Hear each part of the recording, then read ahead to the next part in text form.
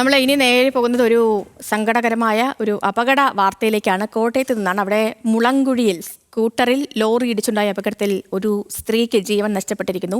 Scooter യാത്രക്കാരിയായ Chingavanam Polachira സ്വദേശിയായ രജനിയാണ് മരിച്ചത്. കോട്ടയത്ത് നിന്ന് ഗോകുൽ രമേശുണ്ട്. ഗോകുൽ, പറയാൻ വിവരങ്ങൾ. സേതു, ഇന്ന് ഉച്ചയ്ക്ക് ശേഷമാണ് അപകടമുണ്ടായത്. കോട്ടയം സിമന്റ് കവലയ്ക്ക് സമീപം മുളങ്കുഴ എന്ന് പറയുന്ന ഭാഗത്ത് വെച്ചാണ് സ്കൂട്ടറിലേക്ക് മിനി ലോറി ഇടിച്ചു കയറുകയുണ്ടായത്.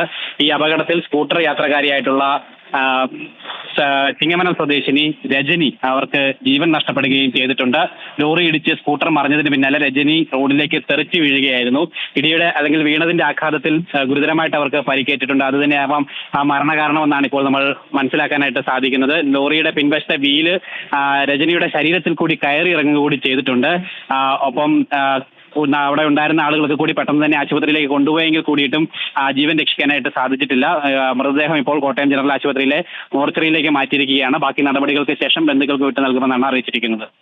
ഓക്കെ ഗോകുൽ.